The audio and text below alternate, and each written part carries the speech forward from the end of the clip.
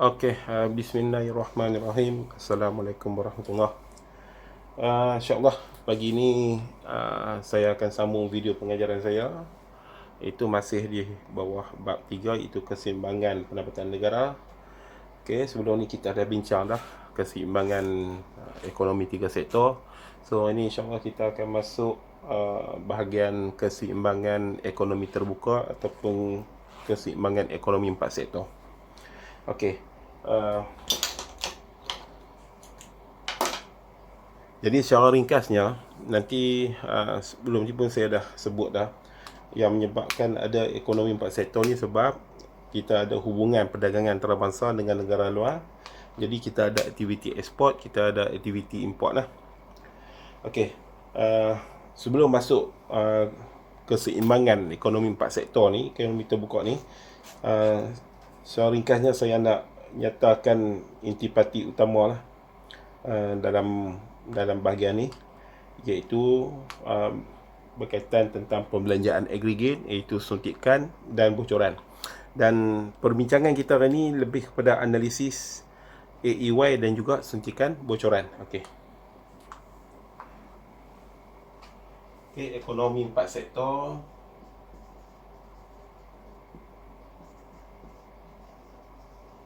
Okey. Kalau dari segi perbelanjaan agregat, okey, perbelanjaan agregat AE ya. Okey. Perbelanjaan agregat yang pertama kita ada C, ada I, ada G, tambah X tolak M. Selalu ni dia orang buat simbol M sat. Itu. Okey, ditulis straight line lah ni sebab ruang tak ada, kita tulis bawah. Okey. Jadi perbelanjaan agregat terdiri daripada C tambah I tambah G. So yang ni ekonomi tiga sektor. Kemudian kita tambah X ni mewakili ekspor, M mewakili import. Okey. Kemudian yang kedua, dari segi suntikan. Okey. Suntikan ni terdiri daripada I tambah G untuk ekonomi tiga sektor. So jadi I tambah G tambah X. So I tambah G itu pelaburan, perbelanjaan kerajaan, kita tambah dengan ekspor. Dan yang ketiga, kita ada bocoran. Okey, yang ni kita simbolkan J kan selalu. Bocoran ni W kan. Okey. S tambah T, okey, ekonomi tiga sektor jika bocoran. Okey, ada tabungan, ada cukai, kemudian kita tambah M, Indo. Bocoran lah, sebab bila import tu bermaksud aliran tunai kita akan keluar daripada negara. Itu bocoran lah. Okey. Berbanding dengan X ni dia duduk dalam suntikan lah, sebab kita jual barang, aliran tunai masuk ke dalam negara kita. Okey, jadi penekanan cikgu ini kita nak tengok dari segi keseimbangan ekonomi empat sektor. Jadi sebelum kita masuk tu, saya nak bincang dulu yang ni, iaitu M, iaitu import.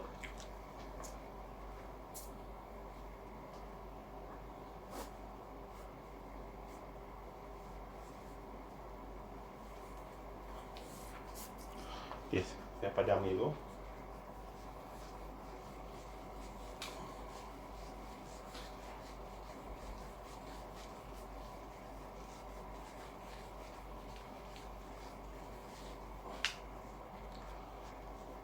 Okey. M ni import. Okey. Okey, selalunya soalan yang berkaitan tentang import ni, selalu kita contoh kita kata soalan kalau dari segi kuantitatif diberi maklumat apa-apa. Okey, C sama dengan contoh 2000 tambah 0.8 Y contoh, ataupun YD contoh. Kemudian I dia bagi 100 contoh. Kemudian G dia bagi 300 contoh. Kemudian T dia bagi 200. Contoh. Kemudian M. Okey. M ni kadang-kadang soalan dia boleh beri kita satu angka yang solidnya. Itu contoh dia bagi M, kita kata 150. Okey, habis. Itu. Okay, ni satu jenis import. Itu. Yang ni dia bagi import autonomi lah. Import autonomi. Kalau dia bagi dalam bentuk macam ni, dalam bentuk fungsi, okey, M sama dengan 200 tambah 0.2 Y. Itu. Contoh. Maka M ni adalah import. So 200 ini apa dah? 200 ini adalah import autonomi. Okay. M ni import lah. Okay. 0.2 ni apa dah? 0.2 ni adalah MPN, iaitu kecenderungan mengimport suit. Kan kita ada kecenderungan mengguna suit MPC, ingat lagi? Kita ada kecenderungan menabung suit, ingat lagi ya yang ni? MPC tambah MPS sama dengan 1. Okey. Yang ni kecenderungan mengguna suit, ini kecenderungan menabung suit sama dengan 1. Okey. MPN ni dia punya formula secara umumnya perubahan M dibahagi dengan perubahan Y. Ini formula kecenderungan mengimport suit. Ingat ni. Jadi maksud saya di sini, jika soalan diberi secara kuantitatif, contoh macam ni, diberi secara kuantitatif, okey, dan di mana M ni dia boleh nyatakan dalam bentuk sama ada dalam bentuk 1 ataupun dalam bentuk 2. Terpulang. Tetapi kebanyakan soalan yang kita lihat dia menggunakan yang ni lah. Yang ni mudah. Tapi kalau dia masukkan yang ni pun tak ada masalah. Okey, contoh lah. Contoh katalah diberi maklumat macam ni. Okey.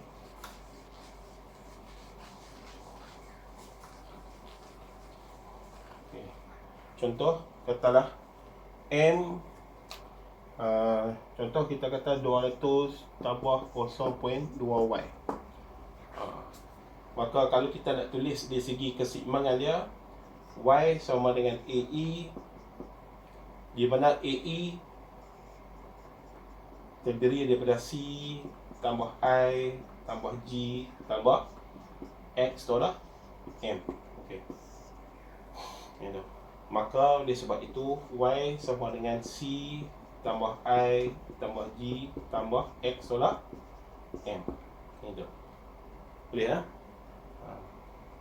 Sebab AE ni terdiri daripada yang ni. Okey. Maka kita gantikanlah AE C tambah I tambah G tambah X tolak M.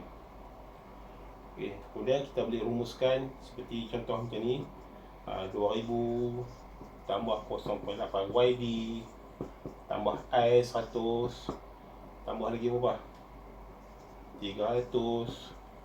Okey. Kemudian M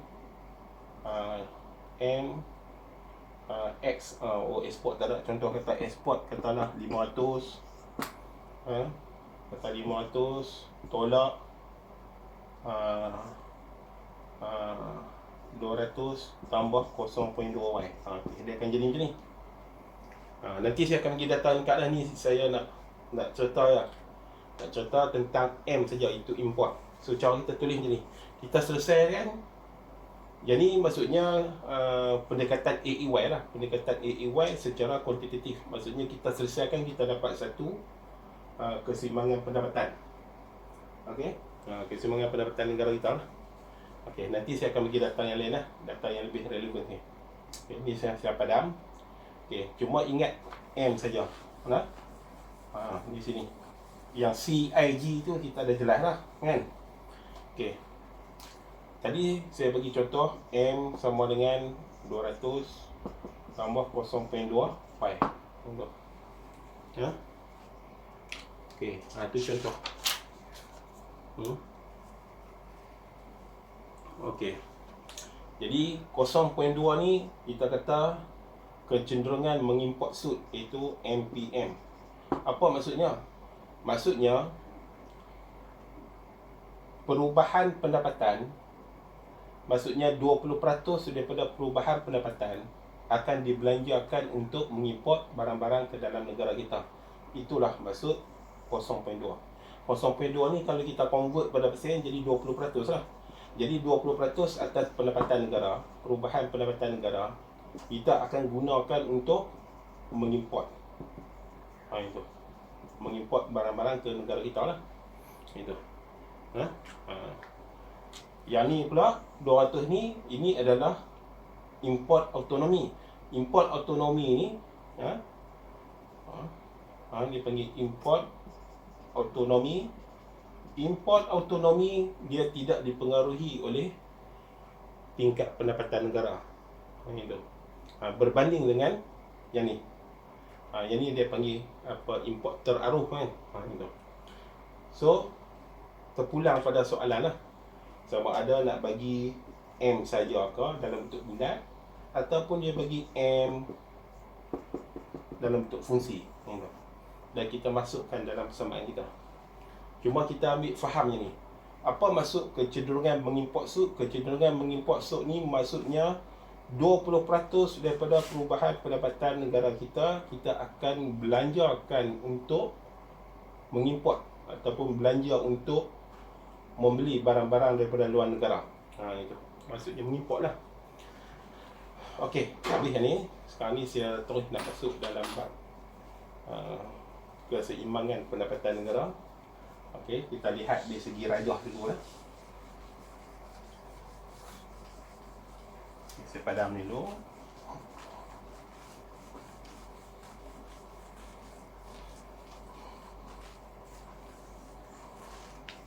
Okey, saya guna pendekatan AEY dulu. Okey.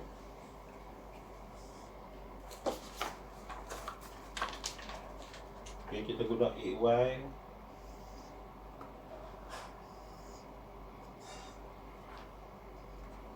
Okey, yang ni macam biasa, perbelanjaan aggregate.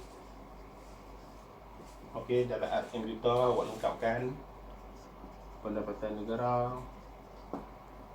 Okey, kemudian keluk pendapatan negara. Alamak, tak elok.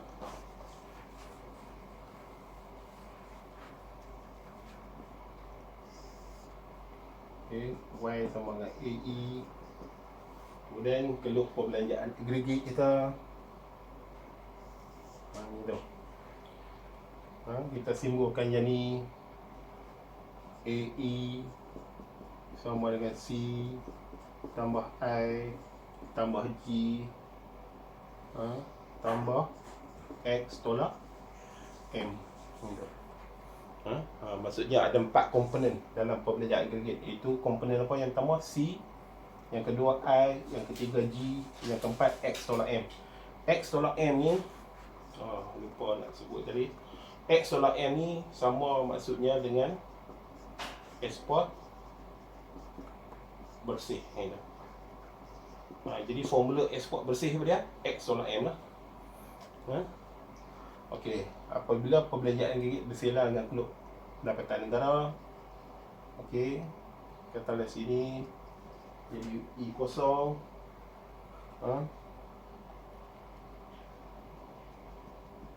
Ini katalah saya simbolkan YE ni tu. Maka keseimbangan pendapatan negara kita tercapai pada titik E kosong dan tingkat pendapatan negara adalah YE. Okey. Okey. Jadi ini kira boleh saya nak bincang dari segi proses penentuan keseimbangan pendapatan negara, ekonomi terbuka, ekonomi 4 sektor, analisis AEY. Okey. So yang ni yang basicnya. Basicnya. Sebelum ni kita lukis ekonomi 3 sektor, C tambah I tambah G kan, tambah X. Bila masuk 4 sektor tambah X tolak M, iaitu X tolak M tu boleh ekspor bersih. Okey. Saya guna pen lain. Okey, untuk mudah lagi. Katalah sini tingkat pendapatan, okey, tingkat pendapatan Y0. Okey. Di sini saya labelkan A. Sini saya labelkan B. Okey. Dan di sini saya labelkan Y1. Okey. Saya labelkan sini H, sini K. Okey. Okey. Pada tingkat pendapatan negara Y sama dengan E, YE, kita dapati pendapatan negara sama dengan perbelanjaan agregat, iaitu di mana? Iaitu di titik E1. Maksudnya pada tingkat pendapatan, okey, ini yang saya cerita ni proses penentuan keseimbangan. Maksudnya kalau soalan tu tanya, contoh soalan macam ni, dengan menggunakan gambar rajah, tunjukkan bagaimana penentuan keseimbangan ekonomi 4 sektor tercapai, contoh. Maka kita kena nyatakan 3 range tingkat pendapatan negara, itu Y0, YE, Y1.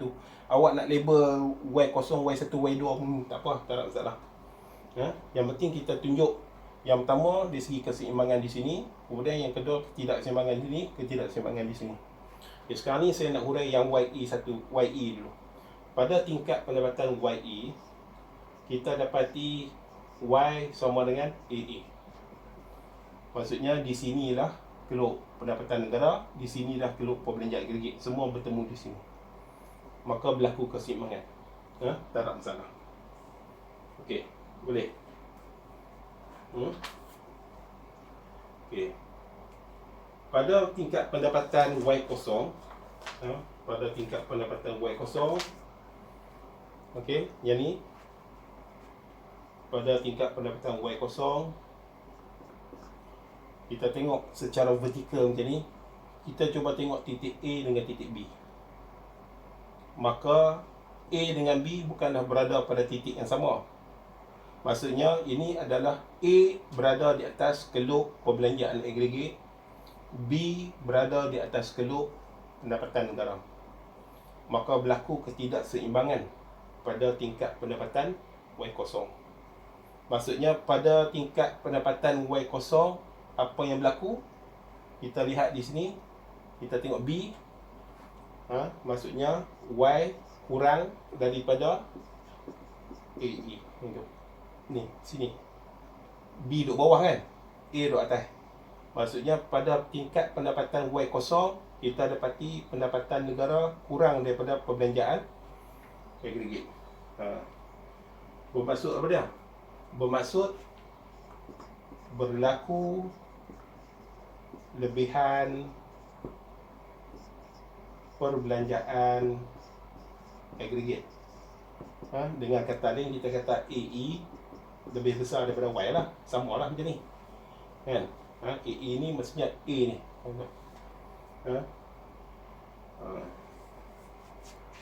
Okey, pada ketika ini berlaku lebihan perbelanjaan yang menggalakkan pendapatan negara, menggalakkan pertambahan negara, okey, sehinggalah mencapai pada titik E. Maksudnya nanti keseimbangan tu daripada Y0 dia akan bergerak sehinggalah mencapai E, iaitu pada titik E0. Dan bila bergerak ke YE ke E0, barulah Y sama dengan AE. Y sama A di sinilah. Y sama dengan AE. Di sini. Di sinilah Y sama dengan AE. Okey. Dan sebaliknya lah. Dan sebaliknya tu, okey, saya padam.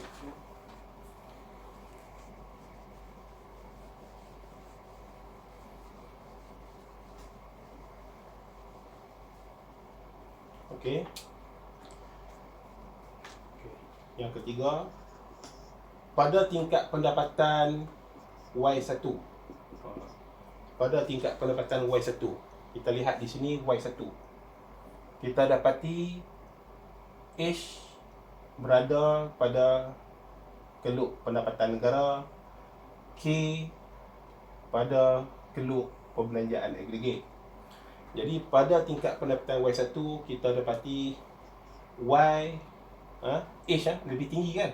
H ni berada atas keluk ni Y. Y lebih besar daripada perbelanjaan agregat. Gitu.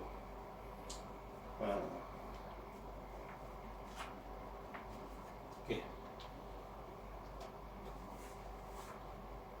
Pada tingkat pendapatan Y1 kita dapati Y lebih besar daripada perbelanjaan agregat. Maksudnya tidak berlaku lah macam ni kan.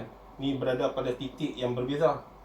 Maka bila berlaku lebihan penawaran ini, kita akan mengurangkan pendapatan negara. Kita akan mengurangkan pendapatan negara, keluaran negara kita kurangkan sehinggalah Y1 bertemu pada YE dan sehinggalah mencapai Y sama dengan EE, iaitu di titik E kosong. Maksudnya dia akan bergerak, dia akan menutup semua. So jadi adalah proses keseimbangan pendapatan negara, analisis AEY. Begitu juga dengan suntikan bocoran.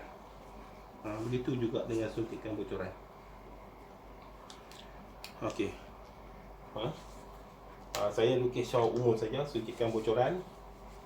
Okey, saya siapkan ni ya. Nanti saya akan berikan satu soalan kuantitatif, soalan contoh untuk mengira keseimbangan pendapatan negara, ekonomi 4 sektor. Okey. Kita lihat contoh nanti. Okey, contoh yang ni saya lukis suntikan bocoran. Okey. Di sini pendapatan negara. Sini S, T, I, G. Ni banyak ni. Maksudnya sini ada S, T, M, I, G, X. Itu. So jadi suntikan sini I tambah G tambah X. Okey, yang suntikan tadi. Okey, yang ni bocoran S tambah T tambah M. Okey, sini E kosong YE. Contoh. So yang ni adalah gambar rajah keseimbangan. Gambar rajah keseimbangan ekonomi 4 sektor, analisis suntikan bocoran. Dan untuk proses keseimbangan kita kena adakan satu lagi keluk di sini, satu garis sini pendapatan. Sini katalah kita letak Y1 dan satu lagi sini Y kosong. Contoh. Y kosong. Kita tandalah. Contoh. Di sini saya labelkan PQ. Contoh. Sini P, sini Q. Dan sini saya labelkan L dengan N. Contoh. Okay. Jadi keseimbangan berlaku di sini. Apabila suntikan sama dengan bocoran. Suntikan apa dah? Suntikan J terdiri daripada I tambah G tambah X. So keluk ni keluk ni. Bocoran S tambah T tambah W, yang ni, yang sending dia. STM. W pula, sorry. STM. Buat ingat ni lah. Ni IGX XTM, Syarikat Telekom Malaysia. Ni contoh. Okey. Jadi keseimbangan capai di sini. Keseimbangan tercapai apabila suntikan sama dengan bocoran. So di sinilah. Di sini. Itu. Kemudian pada tingkat pendapatan Y0, Kalau kita lihat tingkat pendapatan Y0, kita dapati apa dah? Contoh, pada Y0 kita dapati apa? L berada atas keluk suntikan, N berada atas keluk bocoran. Bermaksud berlaku lebihan suntikan lebih besar daripada bocoran. Suntikan lebih besar daripada bocoran. Jadi dia akan menggalakkan pendapatan negara, sehinggalah Y0 ni bergerak bertemu ke YE, iaitu sehingga mencapai titik E0. Sekarang ni ada dua titik, L dengan M. Itu tak berlaku keseimbangan. Dia akan bergerak. Jadi dia menunjukkan di sini L ni berada atas keluk suntikan, N berada atas keluk bocoran. Jadi bermaksud suntikan lebih besar daripada bocoran, maka tidak berlaku keseimbangan pendapatan negara. Sama juga dengan tingkat pendapatan Y1. Okey, sini. Pada tingkat pendapatan Y1, kita dapati P berada atas keluk bocoran, Q berada atas keluk suntikan. Bermaksud kita kata W lebih besar daripada suntikan.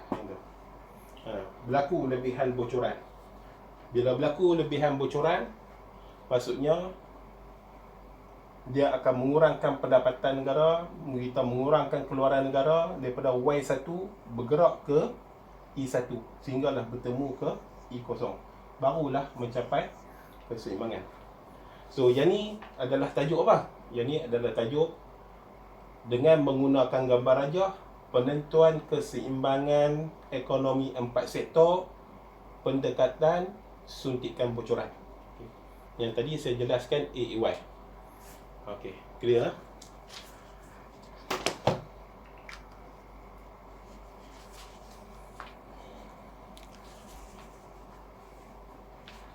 Okey, sekarang ni saya akan berikan satu contoh soalan kuantitatif. Kita akan lihat bagaimana kita nak selesaikan keseimbangan pendapatan negara bagi ekonomi 4 sektor.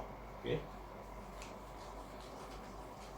Yang ni sama juga macam kita kira dalam ekonomi 3 sektor. Sama, cuma kita tambah X dengan M saja.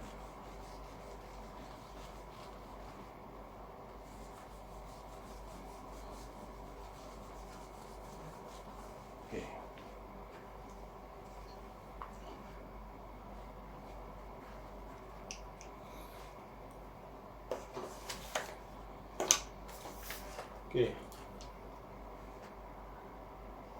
Kalau diberi C sama dengan 50 tambah 0.8 YD. Ingatlah 50, 0.8 ni MPC, YD ni pendapatan boleh guna. Kemudian diberi I sama dengan 300. Kemudian diberi G sama dengan 100. Kemudian diberi M, okey, dia bagi M dalam bentuk macam ni. Dalam bentuk fungsi 20 tambah 0.2 Y. Kita tahu 0.2 ni adalah kecenderungan mengimport sud. Kemudian dia bagi cukai T sama dengan 50. Kemudian X dia bagi dengan 100. Okey, dia bagi angka macam ni. So kadang-kadang M dia bagi dalam bentuk macam ni, kadang-kadang dia bagi M macam ni saja. Kalau M dia bagi macam ni, lagi senang. Okey, bergantung pada soalan. Okey, 0.2 Y. Jadi oleh kerana kita dah tahu dah keseimbangan Y sama dengan AE, dan AE terdiri daripada semua ni, maka saya tak tulis dah CIG tu, saya teruskan masuk Y sama dengan 50 tambah 0.8 Y YD, okey, tambah 300 tambah 100 CIG, okey, kemudian tambah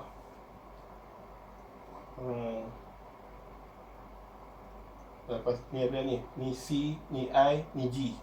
CIG tambah X tolak M lah. Tambah X tolak M, itu tak cukup orang lah. Sini lah.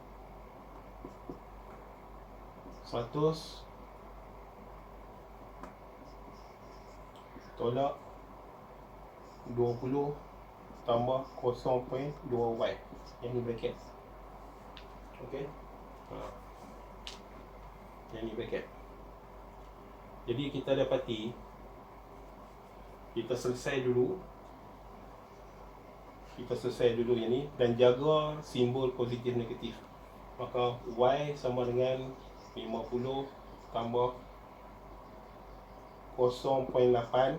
YD ni kita bracket, jadi y tolak t. T ni kita masukkan terus 50. Okey, YD ni jangan lupa ni, YD sama dengan y tolak t. Itu pendapatan diguna. Okey, tambah 300 tambah 100 tambah 100. Ni negatif dengan positif depan ni. Negatif 20, negatif dengan positif, negatif 0.2y. Okay, kita dapat ini tu. Ya, kita dapat ini tu. Okey.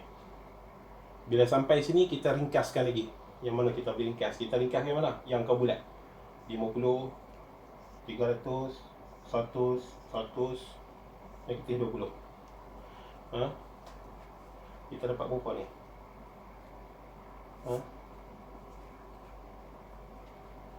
Kita dapat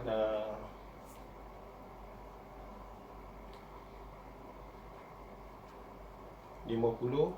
Okay, kita boleh settle 50, 300, 300, 300, 300, 500, 550, 550. Ataupun kita nak kembangkan lagi, kita kembangkan lagi dah sebab ada angka sini. Kembangkan lagi. Nanti dulu. Kita ikut step ni. Kemudian y sama dengan 50 tambah yang ni 0.8y, positif negatif. 0.8 darab 50, 40. Kemudian tambah 300 tambah 100 tambah 100 tolak 20 tolak 0.2y. Okey. Sekarang ni dah lengkap ni. Kita clear yang ni dulu. Ini. Okey, yang ni. Yang ni awak guna kalkulator lah.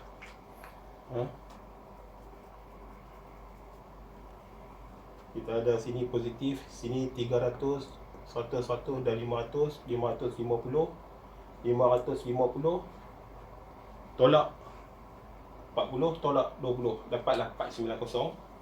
Okey, y sama dengan 490. Sini positif 0.8y tolak dengan ni, yang ni. Saya bulatkan yang ni. 0.8y dengan 0.2y. 0.8 tolak 0.2y, kita dapat 0.6y. Okey, kita dapat ringkas itu. Clear. Dan kalau kita nak buat keluk pun yang ni lah. Kalau kita nak buat keluk pun yang ni. Okey. Kemudian yang negatif ni.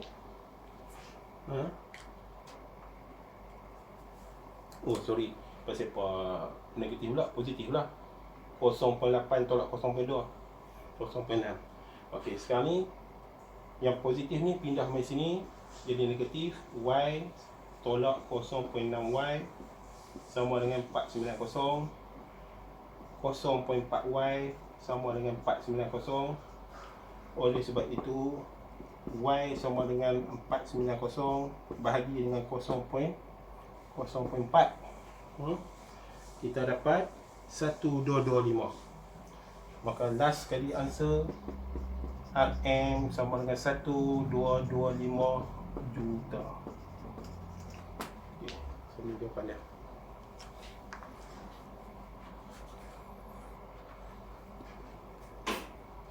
So ini adalah kaedah kuantitatif ekonomi 4 sektor. Okey. Jangan lupa yang ni YD formula dia yang ni. YD adalah pendapatan boleh guna. Apa maksud pendapatan boleh guna? iaitu pendapatan tolak cukai. Maksudnya selepas kita bayar cukai itu, itulah pendapatan yang kita boleh guna. Okey, jadi saya buat ni, saya ringkaskan, saya kembangkan, kemudian saya ringkaskan yang mana angka bulat kita settle, yang mana dengan 0.8Y dengan negatif 0.2Y kita dapat positif 0.6Y. Lepas tu kita tukar macam biasa. So kita dapat keseimbangan. Macam ni lah. Okay. Sama jugalah dengan pendekatan suntikan bocoran. Jika maklumat tu maksudnya dalam kes ni, kalau kita nak buat suntikan bocoran, kita kena cari fungsi bocoran lah. Itu fungsi S, fungsi tabungan kan. Okey, ini saya padam ni. So ini contoh, ni contoh soalan bagaimana mengira keseimbangan pendapatan negara ekonomi 4 sektor. Okey.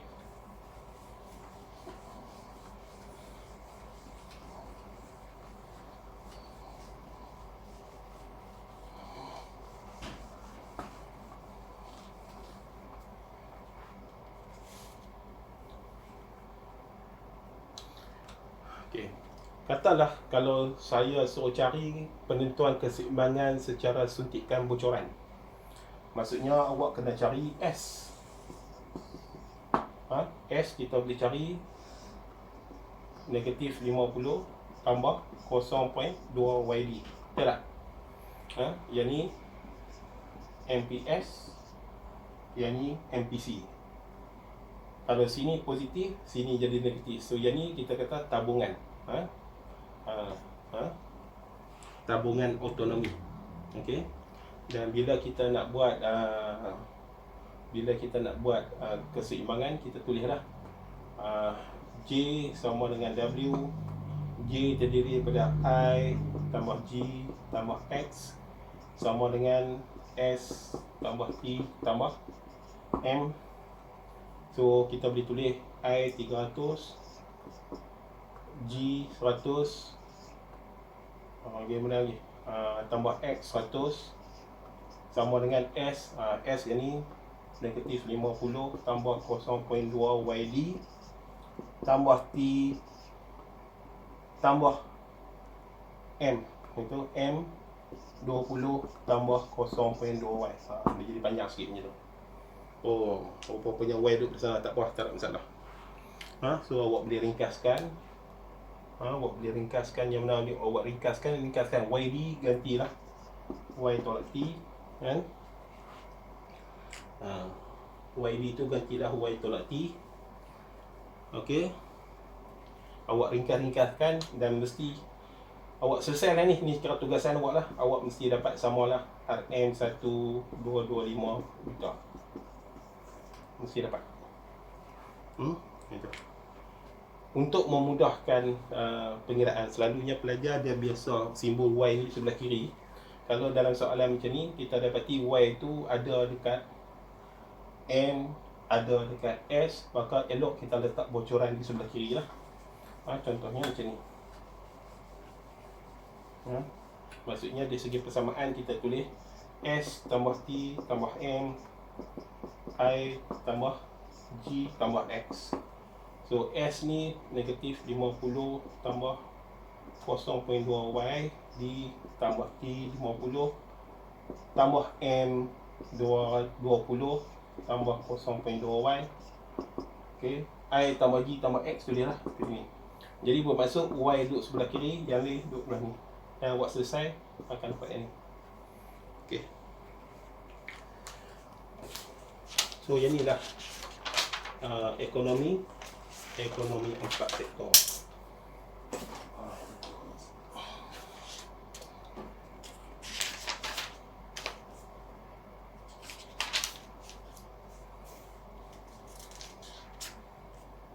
Okey.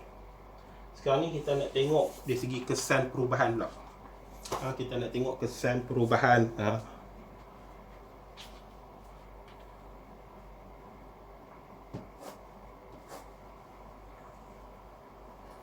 kita tak tengok kesan perubahan ekspor dan juga kesan perubahan M.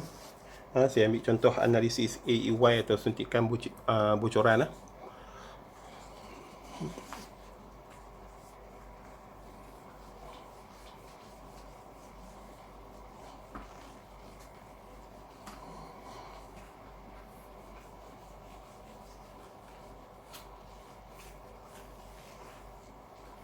Okey, tak apa.